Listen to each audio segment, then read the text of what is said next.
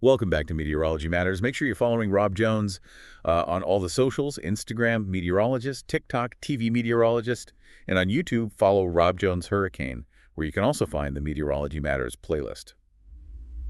Today, we're diving into a topic that's both visually stunning and surprisingly controversial: the practice of dyeing rivers green, particularly for St. Patrick's Day celebrations. It's a fascinating blend of culture, science, and environmental awareness. You see those pictures of the Chicago River transformed into this vibrant emerald green, and it's undeniably striking. But it also makes you wonder, what exactly are they using, and is it truly safe for the ecosystem? What's the story behind this tradition? Well, the origins go back to 1962, and it actually started with a bit of a serendipitous discovery. They were using fluorescein dye to trace leaks in the river, and it stained a worker's clothes green, sparking the idea for a citywide spectacle. So a happy accident turned into a St. Patrick's Day tradition. But hold on, didn't they eventually switch dyes? Yes, because as research progressed, scientists realized that fluorescein wasn't exactly eco-friendly. It was found to be particularly harmful to mollusks and snails. Okay, so what did they replace it with? Something safer, I hope? In 1966, they switched to a vegetable-based powder, which they claim is non-toxic.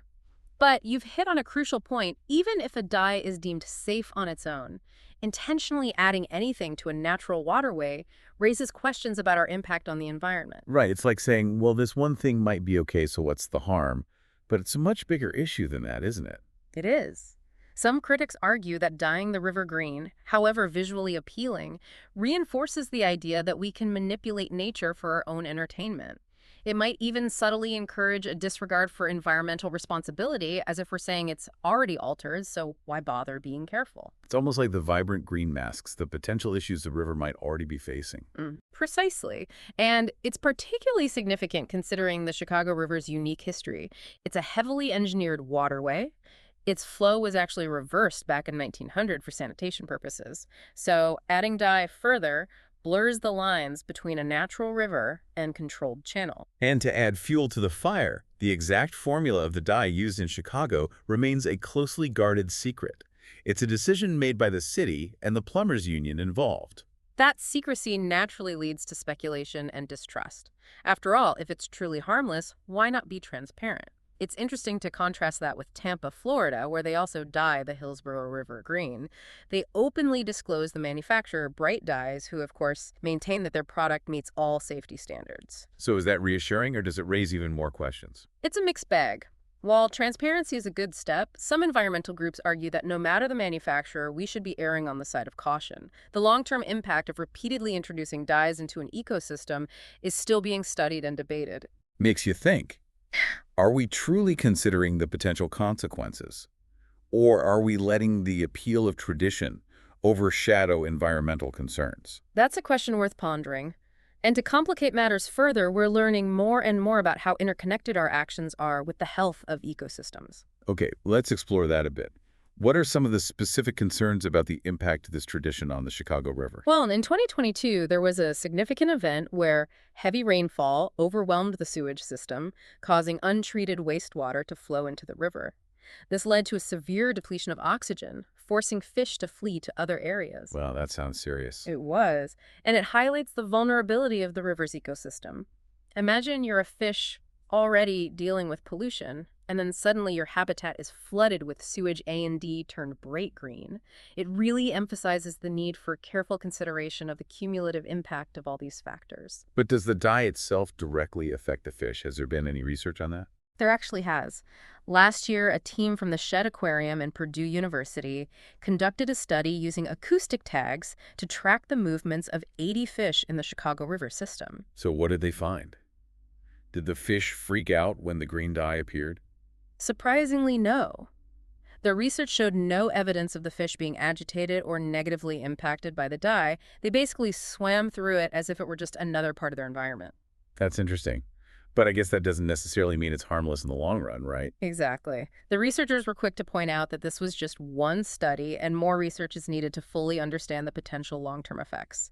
They compared the fish's behavior during the dyeing to their behavior during the sewage overflow event in July of that same year. And how did they react to the sewage? They showed clear signs of distress, frantically searching for areas with higher oxygen levels. So At least in terms of immediate impact, the dye seems less concerning than some of the other challenges the river faces. It's like a reminder that while the dye is a highly visible issue, it's only one piece of the puzzle when it comes to the overall health of the river. Precisely. And environmental groups argue that the symbolism of dyeing the river can't be ignored, especially considering its history. Okay, I'm intrigued. Tell me more about those symbolic implications. The Chicago River has a long and troubled history of pollution. It was once so contaminated that it earned the nickname Bubbly Creek due to the gases released from decomposing sewage and industrial waste. Bubbly Creek, that's not a very appealing image. Not at all. It took decades of effort and massive investment to clean up the river and improve its water quality. Today, it's home to over 80 species of fish, along with birds, turtles, even beavers. Wow, that's remarkable considering its past. It is, and that's precisely why some environmental groups find the act of dyeing the river so concerning. They argue that it trivializes the issue of pollution and reinforces the idea that we can just manipulate nature for our own amusement without any real consequences. They're worried it sends a message that undermines the progress that's been made. That's their perspective. Their argument is that instead of celebrating with a potentially harmful act, we should be focusing on promoting responsible stewardship and ensuring the river's long-term well-being. It's a complex issue for sure. On one hand, you have a tradition that brings people together and is seen by many as a harmless celebration of Irish heritage. On the other, you have these valid concerns about the environmental impact and the message it sends. And it's further complicated by the lack of transparency surrounding the dye formula, which only fuels speculation and distrust. It's a bit like that incident with Mountain Dew back in 2023. What happened with Mountain Dew? Do you remember how people on social media tried to turn the river green by dumping in gallons of Mountain Dew? Oh, yes, I remember that. Well, it turns out Mountain Dew contains a yellow dye, and when mixed with the river's natural blue-green hue, it created a rather unsightly murky color. And it highlighted the fact that even substances we generally consider safe can have unintended consequences when introduced into a natural environment. Precisely. It took the city days to flesh out the Mountain Dew and restore the river's natural color, a valuable lesson in unintended consequences. So we've touched on the environmental concerns and the symbolism associated with dyeing the Chicago River green. But this tradition has been going strong for over 6 decades. It must hold a powerful significance for many people. Absolutely. And the first time it happened was actually an accident. Back in 1961, plumbers were using fluorescein to detect leaks in the river. Wait, did someone's clothes turn green again? Not this time. It was the plumbing union leader Stephen Bailey who noticed a worker's overalls stained green. This sparked the idea of dyeing the entire river for St. Patrick's Day the following year. So in 1962, they went all out and dumped a massive amount of dye into the river. 100 pounds of it, to be exact. Yeah. Of course, back then, awareness about the potential environmental impacts of fluorescein was much lower. The focus was on creating a visual spectacle for the holiday. I bet it was quite a sight. I'm sure it was. And it instantly captured the city's imagination, becoming an annual tradition. In fact, Mayor Richard J. Daley was so enthusiastic about the idea that he initially wanted to dye Lake Michigan green. Dye Lake, Michigan. That's ambitious, to say the least. Thankfully, others persuaded him that dyeing the river was sufficient. So this tradition has very deep roots in Chicago's history and culture. It does. And for many Chicagoans, it's a beloved part of their St. Patrick's Day celebrations. But as we've discussed, there's also a growing awareness of the potential consequences for the environment, leading to this important question. Should this tradition continue in its current form? Exactly. It's a conversation that requires us to weigh tradition against environmental responsibility, and perhaps to consider whether there might be alternative ways to celebrate that are both festive and sustainable. That's an intriguing thought. What are some of those potential alternative approaches? Well, one option is to shift the focus to events and activities that don't involve altering the natural environment. Think parades, festivals, cultural performances, even educational exhibits about Irish heritage. So it's about finding ways to celebrate that don't involve manipulating the river itself. Exactly. Another approach could be to embrace green symbolism without relying on dyes or chemicals. Imagine encouraging people to wear green, decorating homes and businesses with green lights, or even organizing community cleanup events along the riverbanks as a way to mark the occasion. It's about expressing that festive spirit while also demonstrating a commitment to environmental stewardship. Precisely. And there are even some exciting developments in technology that might offer more eco-friendly alternatives to traditional dyes. For example, some companies are working on biodegradable plant-based dyes that could temporarily color water without harming aquatic life. That's encouraging. So maybe we don't have to choose between a visually striking celebration and environmental responsibility. It's a possibility. Of course, even with these newer dyes, thorough testing would be crucial to ensure their safety before widespread use. Absolutely. And even if we find a perfectly safe biodegradable dye, the act of intentionally altering a natural waterway still prompts us to examine our relationship with nature. Are we truly respecting its inherent value, or are we simply imposing our will upon it? That's a key point. Ultimately, the decision of whether or not to continue this tradition is a complex one. It involves weighing cultural traditions, environmental responsibility, and our own values. It's a conversation that demands careful consideration and a willingness to listen to all sides. I agree. And this conversation is happening not just in Chicago, but in other cities around the world that have adopted similar practices. So let's broaden our perspective and see how other cities are approaching this issue. You mentioned Tampa, Florida earlier. They also dye the Hillsborough River green, right? They do. And unlike Chicago, Tampa is quite transparent about the dye they use. They openly share that they work with a company called Bright Dyes, which claims to meet all the necessary safety standards. But are they facing similar pushback from environmental groups? Indeed, they are. Even with those assurances, some people argue that dyeing the river is simply unnecessary and potentially harmful, regardless of the dye's safety claims. Can you give us some specific examples of the concerns being raised in Tampa? In 2022, a local charter captain started a petition to stop the city from dyeing the Hillsborough River green. A petition. That sounds like there's a significant level of opposition to the practice there. There is. The petition gathered over 7,300 signatures, highlighting concerns about the potential impact of the dye on the river's ecosystem. What were some of the key arguments made in the petition? One of the main points was that the Hillsborough River is already grappling with several environmental challenges, including pollution from stormwater runoff and wastewater treatment plants. So their argument is that adding dye, even if it's considered safe, could put even more stress on an already vulnerable ecosystem. Exactly. The petition also pointed out that the Hillsborough River is a source of drinking water for Tampa. While the city insists the dye is non-toxic, some residents remain skeptical. It's understandable that people would be concerned about their drinking water, even if the risks are considered low. Absolutely, and it raises questions about the trade-offs we're willing to make for the sake of tradition. So how did the city of Tampa respond to the petition and the concerns raised by residents? They defended their decision to continue the tradition, arguing that it's harmless and brings the community together. They pointed to the fact that the Environmental Protection Commission of Hillsborough County had reviewed the dye's safety data sheet and had no objections to its use. So they're relying on the assurances from regulatory agencies that the dye is safe. That's right. And they're emphasizing the cultural significance of the tradition to the community. It's fascinating to see how this debate plays out in different cities. There are varying levels of transparency and different perspectives on balancing tradition and environmental responsibility. It really highlights the need for ongoing dialogue and careful consideration of all the factors involved. Well, we've covered a lot of ground in this first part of our conversation.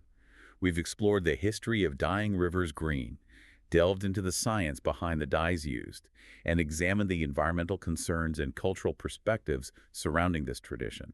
It's been a thought-provoking discussion so far. I agree. And in the next part of our Meteorology Matters, we'll take a deeper dive into the specific arguments for and against this tradition. We'll examine the ethical considerations, economic implications, and the role of public opinion in shaping policy decisions. I look forward to continuing our exploration. Me too. So stay tuned for part 2 of Meteorology Matters as we further explore the complexities of dyeing rivers green. In the meantime, we encourage you to do your own research, form your own opinions, and share your thoughts with us on social media. We'd love to hear from you. And as always, don't forget to check out Rob Jones on Instagram, TikTok, and YouTube for more insights on weather, the environment, and everything in between. Until next time. Welcome back to Meteorology Matters. We're continuing our exploration of dyeing rivers green, a tradition that sparked quite a debate, particularly when it comes to its environmental impact. It's a topic that intersects culture, science, and our responsibility to the natural world, which makes for a truly engaging discussion. Before we went to commercial, we talked about the history of this practice and some of the environmental concerns. Now, let's dig into the heart of the matter.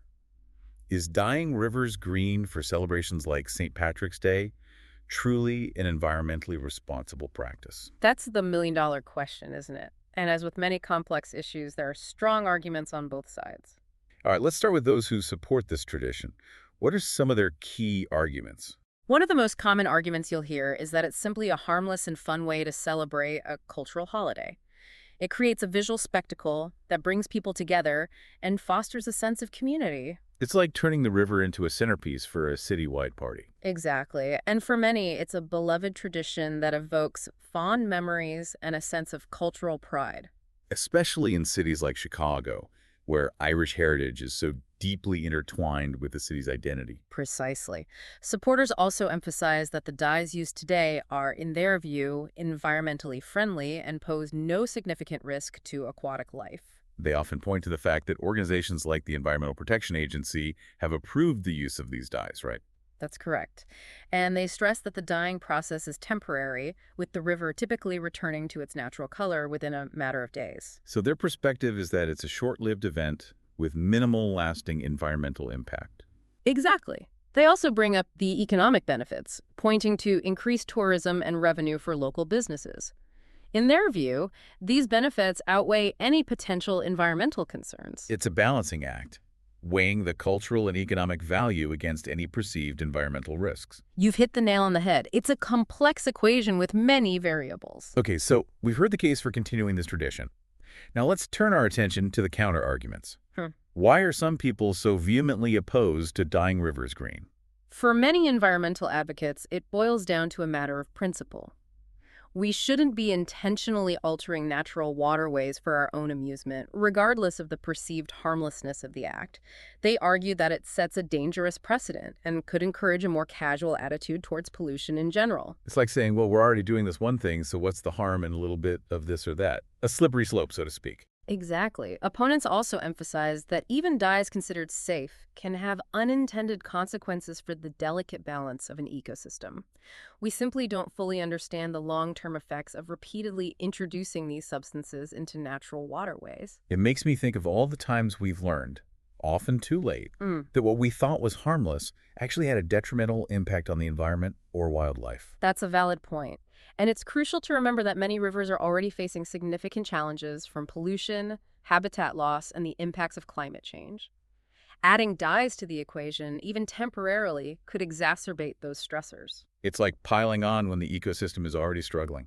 A good analogy. And some critics also raise concerns about the lack of transparency surrounding the dyes used in certain cities, particularly in Chicago.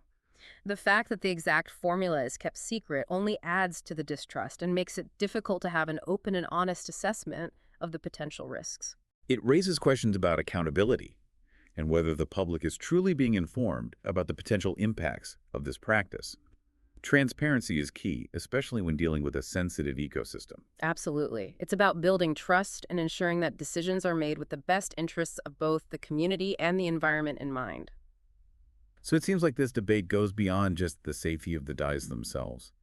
It touches upon our fundamental relationship with nature and whether we see ourselves as stewards of the environment or as those who can manipulate it for our own purposes. That's a very insightful observation. It's a philosophical debate as much as it is a scientific one. And it's all happening within the context of growing global awareness of the environmental challenges we face, from climate change to biodiversity loss. Absolutely. As we grapple with these complex and urgent issues, we're being forced to reassess our priorities and consider the long-term ramifications of our actions, even those that seem harmless on the surface. And in the case of dyeing rivers green, it raises the question, can this tradition coexist with our aspirations for a more sustainable future? Is there a way to reconcile the two? That's the ultimate challenge, isn't it? To find that balance between cultural expression and environmental responsibility. So with all these competing arguments, how do cities ultimately make decisions about whether or not to continue this practice? What factors come into play?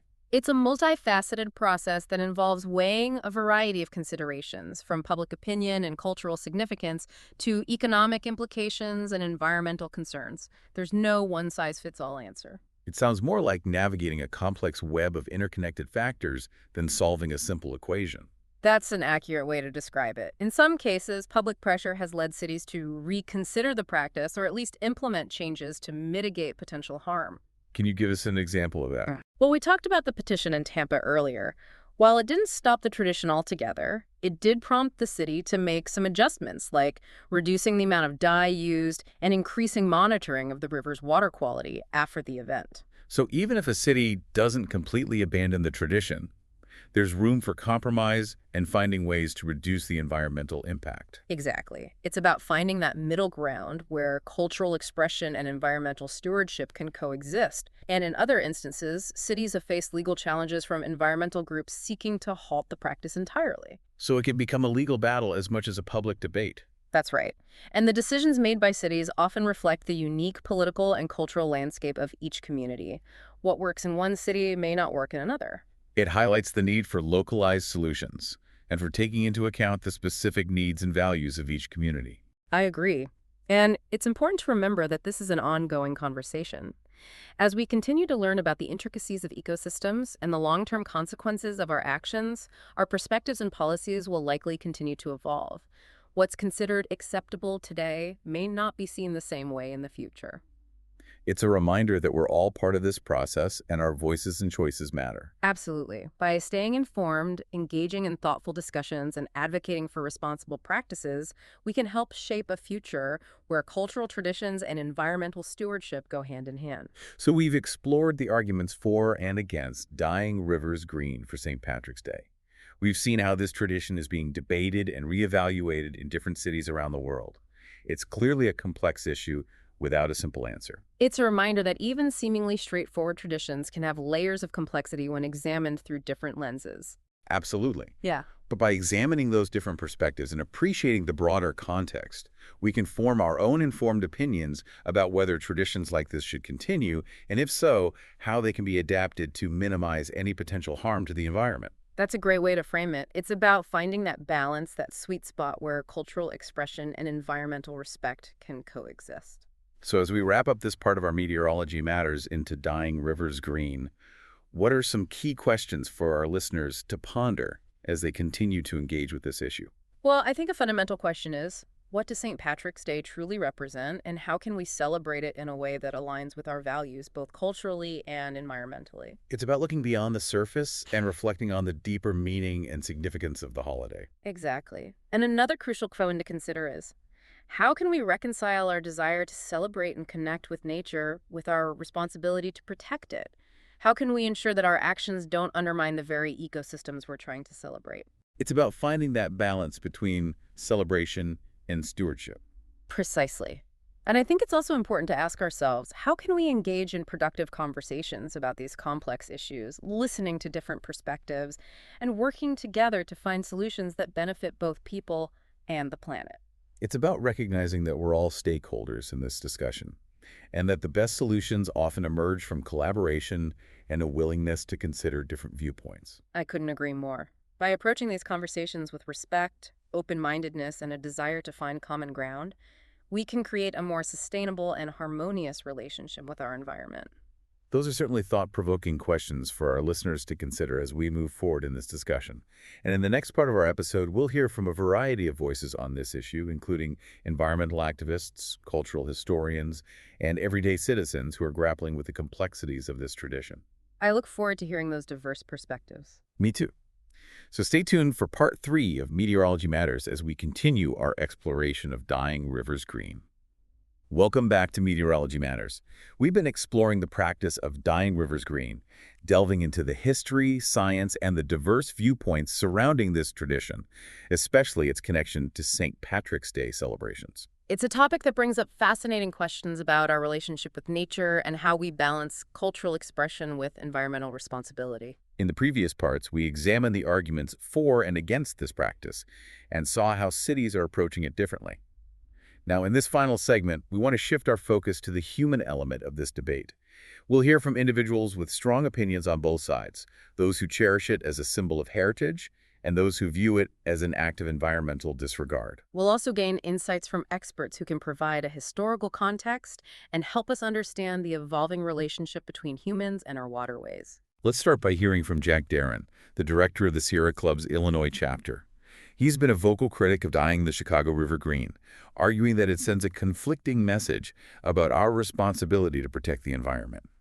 So, here's Jack. Yeah, okay. What message are we sending when we intentionally alter a natural waterway just for our own entertainment. The Chicago River has made incredible strides since the days when it was so polluted they literally reversed its flow to move it away from the city. We've invested billions of dollars in cleaning it up, and it's now a thriving ecosystem, supporting diverse fish and wildlife. But when we dye it green, it's as if we're saying it's okay to treat it as a dumping ground, even if it's just for one day. It feels like we're undermining all the progress we've made and sending the signal that we don't really value the river for what it is, a vital natural resource that deserves our protection. Darren's perspective really gets to the heart of the matter, doesn't it? He raises the concern that even a seemingly harmless action can send a message that contradicts our efforts to restore and protect our rivers. His viewpoint reflects a sentiment that's gaining momentum among environmental advocates. They're urging us to align our actions, even those rooted in tradition, with a deeper commitment to environmental stewardship. It's a call to be more mindful of the unintended consequences of our actions and to consider the long-term impact on the ecosystems we're a part of. Now let's hear a contrasting perspective from Margaret McGarry, a lifelong Chicago resident and a proud Irish American. For her, the tradition holds a deep personal and cultural significance. All Right, Margaret, dyeing the Chicago River green, it's not just a pretty sight for me. It's a symbol of our city's vibrant Irish heritage, a way to honor our ancestors and celebrate our culture. My grandparents immigrated to Chicago from Ireland in the early 1900s, and they worked tirelessly to build a life for themselves and their family. They faced their share of discrimination and hardship, but they never lost their pride and their Irish roots. And for them, as for so many other Irish immigrants, the St. Patrick's Day parade and the dyeing of the river were a way to connect with their community, to feel a sense of belonging, and to proudly share their heritage with the world. It's a tradition passed down through generations, and it holds a special place in the hearts of people like me. McGarry's words are a powerful reminder that cultural traditions are more than just events. They represent a shared history, a sense of identity, and a connection to something larger than ourselves. Her perspective highlights the human element of this debate and reminds us that it's not just about science and environmental impact, but also about people, their stories, and their sense of belonging. It underscores the complexity of finding solutions that respect both cultural heritage and environmental sustainability. Absolutely. Now let's bring in a historical perspective to shed light on the evolving relationship between humans and rivers, especially in urban environments. We have with us Dr. Catherine O'Reilly, a professor of environmental history at Northwestern University. Dr. O'Reilly, can you tell us a bit about how that relationship has changed over time? Dr. O'Reilly, welcome to Meteorology Matters. Yes, welcome. Rivers have always been essential to human civilization, serving as sources of water, transportation, and life itself. But as cities grew and industries developed, rivers often became convenient dumping grounds for waste and pollution. The Chicago River, as you've discussed, is a classic example of this transformation. In the late 19th and early 20th centuries, it was so polluted with sewage and industrial waste that it was a serious health hazard. Reversing the flow of the river to send its polluted waters away from the city and toward the Mississippi River was a drastic measure, but it was seen as necessary at the time. This decision reflects a mindset that prevailed for decades, a view of rivers as disposable resources that could be engineered and manipulated to meet human needs without considering the long-term consequences. Thankfully, in recent decades, there's been a growing recognition that rivers are not merely utilitarian channels, but vital ecosystems that provide essential services, filtering pollutants, supporting biodiversity, and enhancing the quality of life for everyone. The movement to restore urban rivers, like the Chicago River, reflects a shift in our understanding, a realization that human and natural systems are interconnected and that we can't thrive without healthy, functioning ecosystems. Dr. O'Reilly's insights are so valuable. They remind us that our understanding of rivers has evolved significantly. We've gone from viewing them as dumping grounds to recognizing their ecological importance and the need to protect them. And it seems like the debate over dyeing rivers green is, in a way, a microcosm of that evolving understanding. We're now at a point where we're trying to reconcile our desire to celebrate and connect with nature with the responsibility to ensure its well-being. It's a tension that will likely continue to shape our approach to rivers and other natural resources in the years to come. I agree. So, as we conclude our deep dive into the Green River phenomenon, what are some key takeaways you hope our listeners will reflect on? Well, first and foremost, I think this discussion highlights that there are no easy answers when it comes to balancing cultural traditions with environmental considerations. It's a nuanced issue with valid points on both sides. It's not about right versus wrong, but about finding a way to honor our cultural heritage while also being mindful of our impact on the environment. And it's a reminder that even seemingly small actions like dyeing a river green can have symbolic significance and spark important conversations about our relationship with nature. It's about acknowledging the interconnectedness of human actions and environmental consequences. Exactly. As we move forward, it's essential to approach these discussions with curiosity, a willingness to listen to diverse perspectives, and a commitment to finding solutions that benefit both people and the planet. What are your final thoughts for our listeners? I encourage everyone to continue exploring this topic, engaging with different viewpoints, and considering how their own actions can contribute to a more sustainable future. That's a great call to action. Remember, you can find more insights on weather, the environment, and everything in between by following Rob Jones on Instagram, meteorologist, on TikTok, TV meteorologist, and on YouTube, Rob Jones Hurricane, where you'll also find the Meteorology Matters playlist. Thanks for joining us for this episode of Meteorology Matters. Until next time, stay curious.